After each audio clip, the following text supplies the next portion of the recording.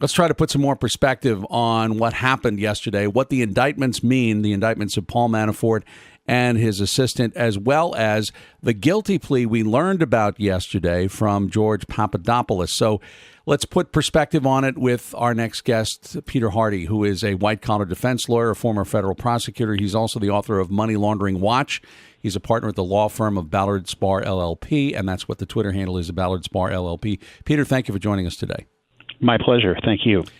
We need to understand this was a charge of money laundering, and it sounds like the charges against Paul Manafort and his assistant or his longtime associate, these are charges. Do they predate the campaign? Are they attached to the campaign? What can you tell us about those? They do predate the campaign. The primary allegations really pertain to the years 2012 through 2014, and they involve a variety of financial transactions. But, yeah, on the face of the indictment, there's really no explicit connection to the campaign whatsoever. There is a question about whether or not there is a connection to Russia, because evidently part of this had to do with his relationship with Ukraine.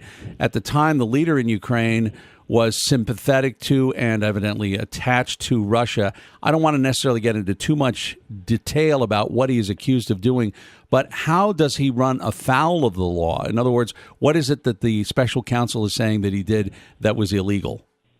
Sure. Well, there's kind of three main components to the indictment. And let's start off with first violations of FARA, which are alleged failures to register and report as a lobbyist dealing with a foreign principal. That's one. Now, not only is that important on its own terms, but it also then fuels the money laundering conspiracy. Long story short, money laundering requires dirty money. You can't launder money if it's not illicit in the first place.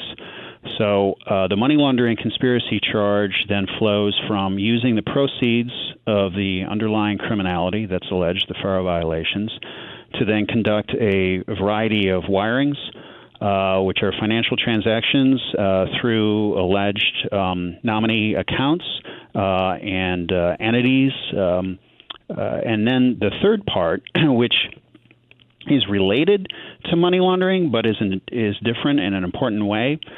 There's violations of the Bank Secrecy Act. Bank Secrecy Act, unlike money laundering, does not require the money to be dirty.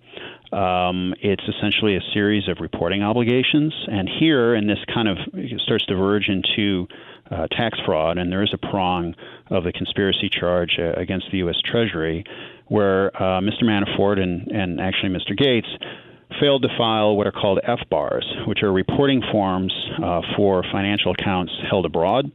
And the amount of money alleged in the indictment, if you add it all up, is pretty substantial. It tops off at about $18 million. And according to the indictment, not only did they fail to report these accounts and the assets held overseas, but then, at least as to Mr. Manafort, there were many millions of dollars in alleged personal expenditures, which apparently never hit a U.S. tax return or any FBAR. So the question is then, if he was doing what he was doing with the money, if he was doing it to enrich himself and trying to hide whatever he took in, it sounds like. Correct.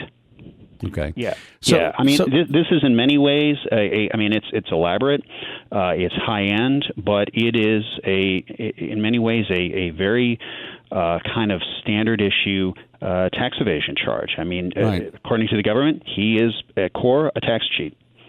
Okay, so that basically answers the question.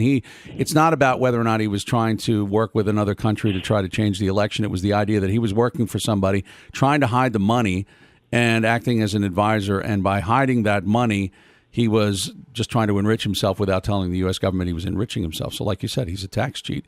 So then the one wonders, with that coming out at the same day, and I'm not sure if this is getting into an area that you don't think is part of your expertise, we have the guilty plea from a George Papadopoulos, who's a foreign policy advisor to the Trump campaign, albeit one they claim was minor, not high on the food chain. And it was about lying to the FBI about things that he tried to do to help the campaign and some outreach he tried to make to Russia. So the two come out on the same day. Are they coincidental? Are they related in any way from a legal standpoint as far as you can analyze?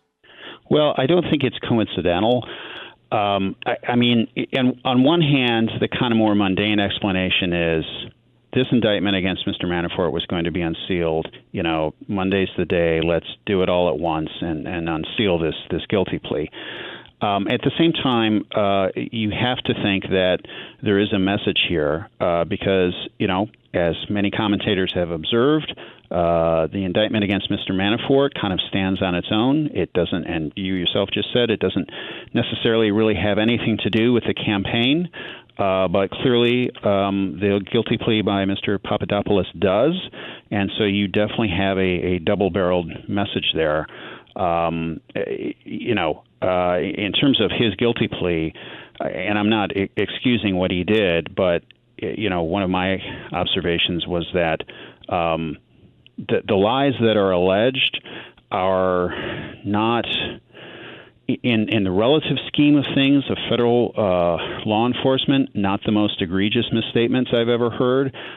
Clearly, they are charging him presumably for a greater purpose, which has got to be future cooperation or ongoing cooperation, I should say. Peter, I want to get you to comment on what the attorney for Paul Manafort, Kevin Downing, said yesterday. Well, I think you all saw today that President Donald Trump was correct.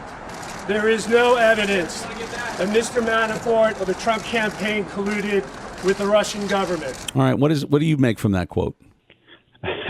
Well, so I actually used to work with Kevin back at the Justice Department in the tax division, and he's an excellent lawyer. The quote is, to me, somewhat puzzling because I'm not certain why an individual's lawyer would be invoking Mr. Trump. And it is a true statement regarding the four corners of this charging document. But, and I have no idea, there could be more out there regarding Mr. Manafort. Certainly there could be more as suggested by the guilty plea of Mr. Papadopoulos, which is, technically speaking, not Mr. Downing's concern. But it was, to my ears, a somewhat curious thing to say. I wondered also because he didn't even Manafort. say his client was not guilty of the charges. Yeah, well, I think he went on to say that, and he, I believe, described some of the charges as ridiculous. Some people have speculated, and I'm not really going to go there, that perhaps Mr. Manafort is thinking about down the road a pardon. Was that comment perhaps part of that? Who knows? So essentially, this is the charge. Now, is it your sense that this would be the last? In other words, that the special counsel would not have put these indictments out there and have other indictments waiting for Mr. Manafort? I just don't know what regular procedure might be. Yeah, so certainly the indictment could be superseded. It could be expanded, and obviously that's possible. This is a pretty robust indictment. This strikes me as that what they had on him, they unloaded it. It's pretty detailed. It's on its four corners, it's a strong indictment. So if I had to put a dollar on it, I'd say it's unlikely that they have more right now on Mr. Manafort, but I suppose it's possible, and obviously an investigation's ongoing, and they may get additional information down the road from other people. But this seems to me the opening salvo of the government in what they anticipate to be a trial. They're going to trial, and they've laid out their case. All right. Well, this is the beginning, I think, and we do appreciate your perspective. Peter Hardy, thank you for joining us on POTUS today. My pleasure. Thank you very much. Peter Hardy is a white-collar defense lawyer. He's a former federal prosecutor. He's the author of Money Laundering Watch. He is a partner at the national law firm Ballard Spahr LLP, weighing in on yesterday's indictments and the guilty plea that was also unsealed related to the case, but not directly in the particular case of the charges brought against Mr. Manafort and Mr. Gates. Both have pleaded not guilty to those charges.